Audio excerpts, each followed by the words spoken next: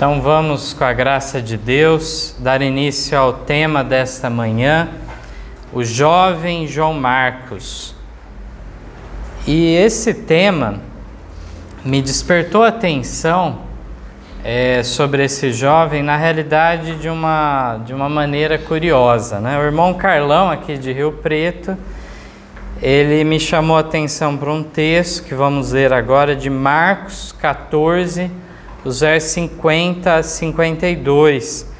E a partir disso que me despertou então de estudar a fundo, né, todas as menções que temos a João Marcos no Novo Testamento.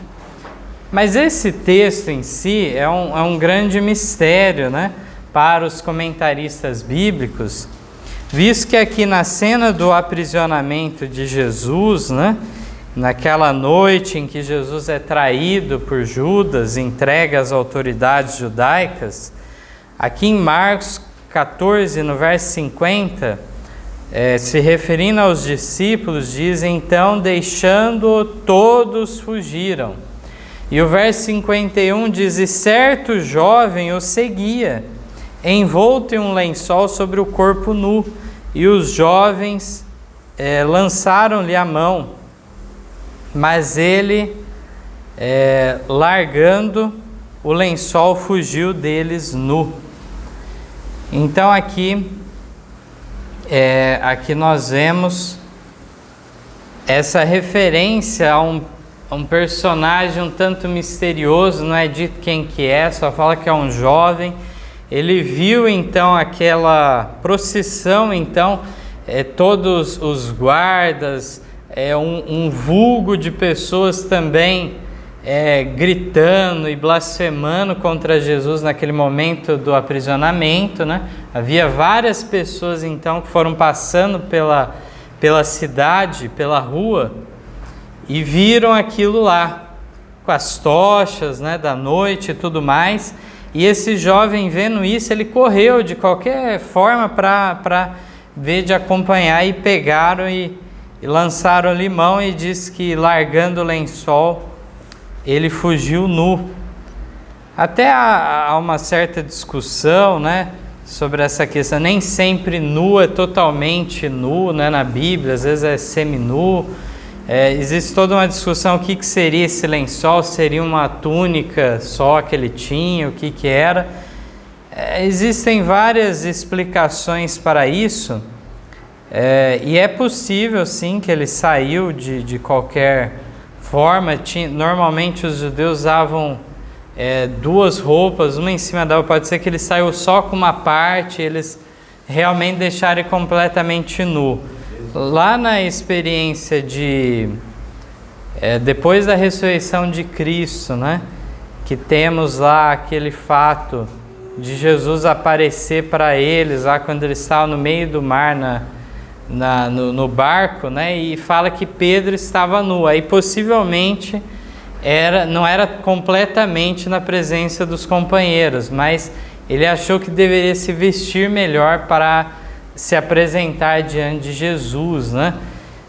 Então estava com algumas roupas de baixo, só alguma coisa do gênero. O ponto é que vários comentaristas enxergam aqui o próprio João Marcos. O escritor é ele. E ele, num costume de alguns outros escritores, não se auto-identifica na história. Então, por isso que aqui é colocado dessa maneira. É uma possibilidade, não podemos aqui afirmar categoricamente que esse seja o caso, mas não é uma história repetida em Mateus, em Lucas, em João, em nenhum lugar. Apenas em Marcos é encontrado, e de uma maneira bem rápida, né? Então é plausível sim a ideia que seja uma referência a João Marcos, e nós vamos ver que isso bate com o restante da história dele. Então agora vamos ler em Marcos, em Atos, capítulo 12, os versos 11 e 12. Aqui nós temos a próxima referência, então, neste caso. Atos 12, os versos 11 e 12. Aqui nós vemos o momento em que tivemos a experiência de Pedro sendo aprisionado, ele é liberto por um anjo. E aqui diz o seguinte: e Pedro, tornando a si, disse: agora sei verdadeiramente que o Senhor enviou o seu anjo, e me livrou da mão de Herodes e de tudo que o povo dos judeus esperava. E considerando ele nisto, foi à casa de Maria, mãe de João, que tinha por sobrenome Marcos, onde muitos estavam reunidos e oravam. Olha só que interessante.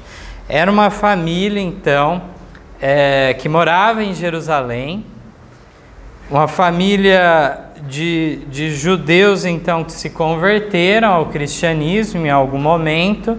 É possível que já eram conversos durante o ministério de Cristo. Então, bateria com aquela história que vimos lá em Marcos 14. E aqui nós encontramos essa referência, né? Sobre Maria, mãe de João, mais uma Maria aqui, né, na narrativa bíblica, e ele tinha por sobrenome Marcos. E na casa de Maria era uma igreja, né? Nós vemos que lá se reuniam vários irmãos nesse momento de perseguição que havia em Jerusalém e em outros lugares. O verso 25 também, do mesmo capítulo, fala que Barnabé e Saulo, havendo terminado aquele serviço, voltaram de Jerusalém, levando também consigo a João, que tinha por sobrenome Marcos. Então aqui começa o trabalho de João Marcos na obra de Deus.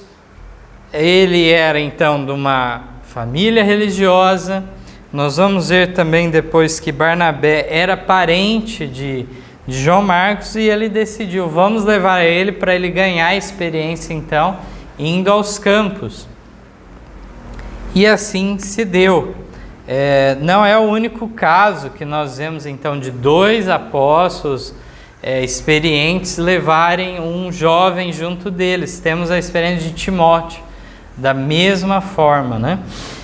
E aqui então, só um detalhe que eu gostaria de ressaltar também, que tem outras duas referências a João Marcos, possíveis referências a ele na Bíblia, onde é chamado simplesmente de Marcos.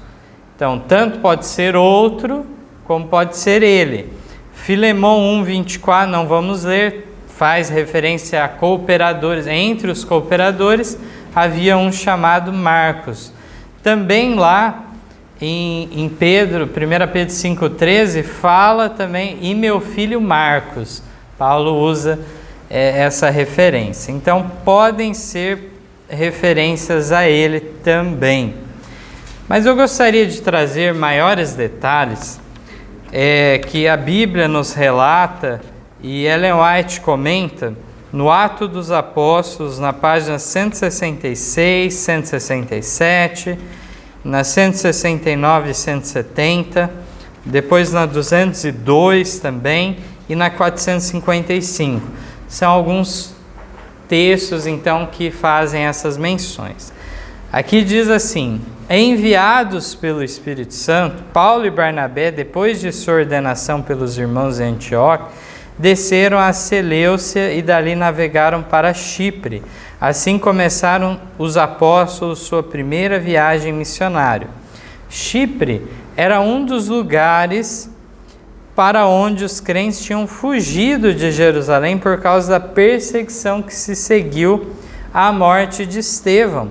Foi de Chipre que alguns homens tinham viajado para Antioquia, anunciando o Senhor Jesus. O próprio Barnabé era natural de Chipre, e agora ele, Paulo, acompanhados por João Marcos, parente de Barnabé, visitavam essa ilha. A mãe de Marcos era uma convertida à religião cristã, e seu lar em Jerusalém era um abrigo para os discípulos. Ali estavam sempre certos de serem bem-vindos para ocasiões de repouso. Foi durante uma dessas visitas dos apóstolos ao lar da mãe de Marcos que este propôs a Paulo e Barnabé acompanhá-los em sua viagem missionária. Ele sentiu o favor de Deus em seu coração e almejava devotar-se inteiramente à obra do ministério evangélico. Queria fazer rapidamente uma comparação com Timóteo, né? Os dois foram muito bem educados, né, em casa. E nós temos até no caso de Timóteo um pai que era grego, era a mãe que era judia. Não temos muitas informações sobre esse pai de Timóteo, né? Mas aqui então, aos olhos humanos tinha tudo para dar certo, né? E esse jovem está disposto, ele se colocou então nessa posição de acompanhar eles. Tinha o desejo então de se tornar um ministro. Aqui faz referência também ao fato de que ele era parente de Barnabé. Agora, no capítulo 13 de Atos, então, no verso 5, diz assim: E chegados a Salamina, anunciavam a palavra de Deus nas sinagogas dos judeus e tinham também a João como cooperador. Aqui é o João Marcos. Muitas vezes a gente lê, né, batido e nem percebe, mas bate com a narrativa. Um pouco antes nós vimos no 12 que eles levaram João Marcos. E aqui na continuação fala de um cooperador chamado João. E no verso 13 do mesmo capítulo de Atos 13 também, diz assim: E partindo de Pafos, Paulo e os que estavam com ele chegaram a Perge da Panfilha, mas João, apartando-se deles, voltou para Jerusalém. Então olha só, ele passou um tempo com eles e desanimou então e voltou sozinho para casa. Então vamos ver mais detalhes aqui no comentário de Ellen White, que ela diz o seguinte: Paulo e seus companheiros continuaram viagem para Perge, na Panfilha. Seu caminho era penoso, encontraram dificuldades e privações, estavam cercados de perigos por todos os lados. Nas vilas e cidades por onde passavam e ao longo das estradas desertas, estavam rodeados de perigos visíveis e invisíveis. Mas Paulo e Barnabé tinham aprendido a confiar no poder libertador de Deus. O coração deles estava cheio de fervente amor pelas almas a perecer. Como fiéis pastores na busca da ovelha perdida, não abrigavam o pensamento de facilidades ou conveniências próprias. Esquecidos de si mesmos, não fraquejavam quando cansados, famintos ou com frio. Eles tinham em vista um único objetivo: a salvação dos que vagueavam distante do redil. Foi aqui que Marcos, dominado por temor e desânimo, hesitou por um momento em seu propósito de consagrar de todo o coração a obra do Senhor. Pouco habituado a sacrifícios, desanimaram-no os perigos e privações do caminho. Trabalhara com êxito, sob circunstâncias favoráveis, mas agora em meio da oposição e dos perigos que tantas vezes cercam o missionário pioneiro, não suportou as dificuldades como bom soldado da cruz. Devia aprender ainda a enfrentar valorosamente os perigos, perseguições e adversidades. À medida que os apóstolos avançavam, encontrando dificuldades cada vez maiores, Marcos intimidou-se e, perdendo todo o ânimo, recusou-se a prosseguir, retornando a Jerusalém. Que situação, né? E isso pode se repetir, essa história, muitas vezes. Filhos, então, de pais crentes que tiveram tudo favorável, próspero para eles. E agora, diante da adversidade, fraquejam. Continuando essa história, a história prossegue de uma maneira impressionante aqui, né? Os desdobramentos. Agora vamos em Atos, no capítulo 15, e os versos 36 em diante. Aqui mais uma vez ocorreu de Paulo volta a Jerusalém, ele participa do concílio em Jerusalém, que toma algumas decisões pertinentes ao posicionamento dos gentios dentro da igreja. E aqui eles vão começar uma nova viagem missionária, né? No verso 36 diz: E alguns dias depois disse Paulo a Barnabé: Tornemos a visitar nossos irmãos por todas as cidades em que já anunciamos a palavra do Senhor, para ver como estão. E Barnabé aconselhava que tomassem consigo a João, chamado Marcos. Mas a Paulo parecia razoável que não tomassem consigo aquele que desde a Panfilha se tinha apartado deles e não os acompanhou naquela obra. E tal contenda houve entre eles que se apartaram um do outro. Barnabé, levando consigo a Marcos, navegou para Chipre. Que situação, hein? É importante que a Bíblia, né, desde o Antigo Testamento, ela não esconde os defeitos desses grandes homens do passado. Mostra como eram seres humanos de carne e osso, tal como nós. É a graça de Deus que opera uma transformação em nossa vida. Porém, estamos sempre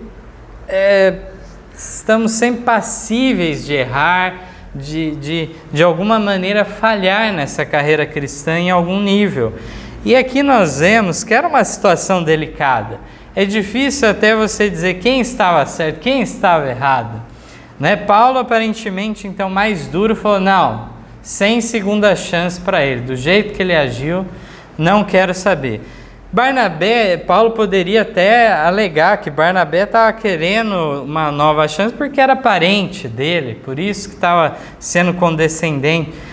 Com certeza o diálogo foi bem complicado entre os dois, de modo que aqui diz então que houve tal contenda que acabou a parceria missionária dos dois. De repente, Barnabé podia baixar a cabeça: tudo bem, você não concorda, vamos então sem ele. Porque era para eles passarem todas as igrejas que eles tinham edificado novamente, os dois em parceria. E agora então Barnabé não aceita, Paulo não aceita a ideia dele, e Barnabé leva Marcos para Chipre, toma outro rumo missionário. E aí que começa algumas viagens, né, que a gente vê também na Bíblia, de Paulo e Silas, outra dupla.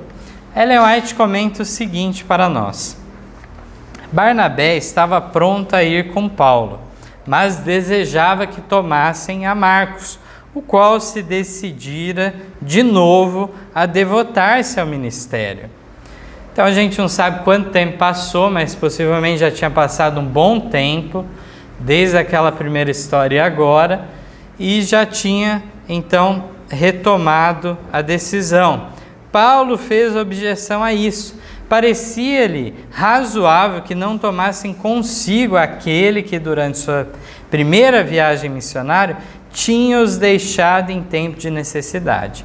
Ele não estava inclinado a desculpar a fraqueza de Marcos em desertar da obra pela segurança e conforto do lar. Insistia que alguém de tão pouca fibra não estava habilitado para uma obra que requeria paciência, altruísmo, bravura, devoção, fé e disposição para sacrificar, se necessário, a própria vida. Tão forte foi a contenda que Paulo e Barnabé se separaram, seguindo suas convicções e tomando consigo a Marcos. Barnabé, levando consigo a Marcos, navegou para Chipre, e Paulo, tendo escolhido a Silas, partiu encomendado pelos irmãos à graça de Deus. Esta deserção fez com que Paulo julgasse por algum tempo desfavoravelmente a Marcos, severamente mesmo. Por outro lado, Barnabé se inclinava a desculpá-lo devido à sua inexperiência. Então, ou seja, Barnabé alegava que ele não estava realmente pronto já para tudo isso. Estava ansioso porque Marcos não abandonasse o ministério, pois nele via qualidades que o habilitariam para ser útil obreiro de Cristo. Então, se de repente Barnabé se submete a Paulo e não leva a Marcos, poderia ser o fim realmente para Marcos na obra como obreiro na causa de Deus. E aqui diz: anos depois, sua solicitude por Marcos foi ricamente recompensada. A solicitude, então, da parte de Barnabé, pois o jovem se entregou sem reservas ao Senhor, e à tarefa de proclamar a mensagem do Evangelho em campos difíceis. Sob a bênção de Deus e a sábia orientação de Barnabé, ele se tornou um valoroso obreiro. Então, realmente, ele insistiu e deu certo, né? Vamos agora em 2 Timóteo, no capítulo 4, para vermos mais uma menção aqui. 2 Timóteo, no capítulo 4. Vamos aqui ler, acho que a partir do verso 9. Para termos uma noção geral aqui da história, segunda carta de Paulo a Timóteo, já perto do seu martírio, nós encontramos Paulo no seu segundo aprisionamento, agora numa situação bem adversa, e ele ansiava pelo encontro com Timóteo. Ele tinha uma ligação com Timóteo tal como de pai e filho, né? E ele dirige assim: procura vir ter comigo depressa, porque Demas me desamparou, amando o presente século, e foi para Tessalônica, Crescente para a Galácia, Tito para a Dalmácia. Então aqui fala de vários cooperadores, né? Um deles por apostasia tinha abandonado, outros tinham outras obras em outras regiões e abandonaram Paulo naquele momento, não teve como ficarem lá. O verso 11: só Lucas está comigo. Toma Marcos e traze-o contigo, porque me é muito útil para o ministério. Então olha que maravilhoso aqui, né? Essa reconciliação que houve pelo caminho, e Paulo agora reconhecendo, fez questão ainda de colocar, né? Ele me é muito útil no ministério. Então só Lucas, né, que era da profissão de médico, serviu de historiador da igreja cristã. Nós vemos ele que é o autor também do livro de Atos, né? E ele então estava, mas Paulo tinha esse anseio então de encontrar a Timóteo novamente e pede para trazer Marcos juntamente. E aqui, então vamos agora para mais uma referência que nós temos em Colossenses 4, os versos 10 e 11. Aqui uma referência mais cedo, né? No momento mais cedo aqui já vimos que Paulo já estava reconciliado aqui em Colossenses 4, 10 e 11. Diz assim: Aristarco, que está preso comigo, vos saúda, e Marcos, o sobrinho de Barnabé, acerca do qual já recebestes mandamentos. Se ele for ter convosco, recebei-o. E Jesus, chamado Justo, os quais são da circuncisão, são estes unicamente os meus cooperadores no reino de Deus, e para mim tem sido consolação. Então aqui tinha inclusive um dos cooperadores que tinha o nome de Jesus, né? E era conhecido como Justo. Algumas traduções vão falar que Marcos era primo de Barnabé, e outras falam sobrinho. Então, no original é uma palavra um tanto genérica. Não dá para... A palavra primo, utilizada na Bíblia, ela é um tanto elástica. Então, devido à diferença de idade entre os dois e tudo mais, é plausível a ideia, então, de que Marcos fosse sobrinho de Barnabé. E aqui nós encontramos, então, Paulo recomendando João Marcos às demais igrejas. Inclusive já tinha neste momento servido ao próprio Paulo, quando estava o quê? Em Roma já, na sua prisão domiciliar nesse primeiro momento. E nós encontramos depois na tradição cristã referência que inclusive João Marcos serviu até Pedro também em Roma. Então ele foi importante, né? E tanto é que até escreveu um dos evangelhos também. Possivelmente um dos primeiros evangelhos escritos foi o de Marcos. Aqui temos alguns textos finais de comentário de Ellen White sobre isso. E maravilhoso aqui os comentários que ela faz. Primeiramente diz que Paulo se reconciliou mais tarde com Marcos, recebendo-o como colaborador. Recomendou também aos colossenses como cooperador no reino de Deus e como tendo para ele sido consolação. Não muito tempo antes de sua morte, Paulo tornou a falar de Marcos como lhe sendo muito útil para o ministério. E o texto seguinte, que é da página 455, faz uma comparação, inclusive, muito significativa das escolhas, né, de João Marcos e as escolhas de Demas, que foi nomeado aqui como um daqueles que abandonou, se apostatou então da fé. Aqui diz o seguinte: desde os primeiros anos de sua profissão de fé, a experiência cristã de Marcos tinha se aprofundado. Ao estudar mais acuradamente a vida e a morte de Cristo, tinha ele obtido mais clara visão da missão do Salvador, suas provas e conflitos. Olha que bonito, né? Nós vemos. João Marcos possivelmente foi testemunha ocular dos fatos que ocorreram com Jesus, mas ele se colocou a estudar a história novamente, refletir sobre tudo aquilo, e agora ele começou a vislumbrar algo novo.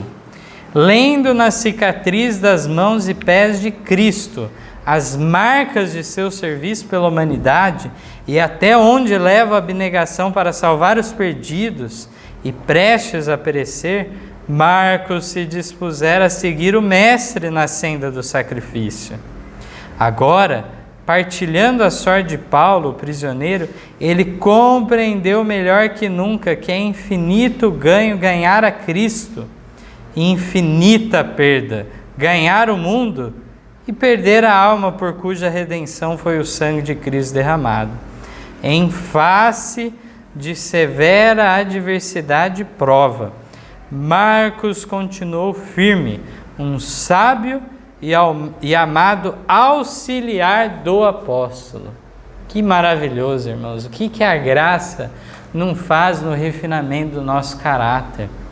Se nós deixarmos o Espírito Santo atuar em nosso coração, as nossas deficiências vão sendo removidas e é introduzido virtudes no lugar, virtudes das quais não imaginávamos estar numa condição então que Marcos quis fugir do sacrifício, quis fugir das dificuldades e agora ele de bom grado se colocou nessa condição. Aqui vemos então essa situação, né, de Demas. Demas, firme por algum tempo, abandonou mais tarde a causa de Cristo. Referindo-se a isso, Paulo escreveu: Demas me desamparou, amando o presente século. Por ganho mundano, trocou Demas toda a alta e nobre consideração. Com que pouco discernimento fizera ele a troca, Possuindo apenas riquezas e honras mundanas, Demas era de fato pobre, por muito que ele pudesse orgulhosamente chamar seu, enquanto Marcos, escolhendo sofrer por amor de Cristo, possuía riquezas eternas, sendo considerado no céu como herdeiro de Deus e co-herdeiro de seu Filho. Então nós vemos que não só o Antigo Testamento tem boas histórias, né? Estamos estudando, inclusive nesse semestre, várias boas histórias do Antigo Testamento. No Novo Testamento, às vezes, é um pouco mais difícil, né, de você coletar as informações todas, de todos esses personagens coadjuvantes, né, da história. Tem muito destaque para Paulo, para Pedro. E temos uma igreja cristã que estava surgindo, vai se organizando aos poucos, né?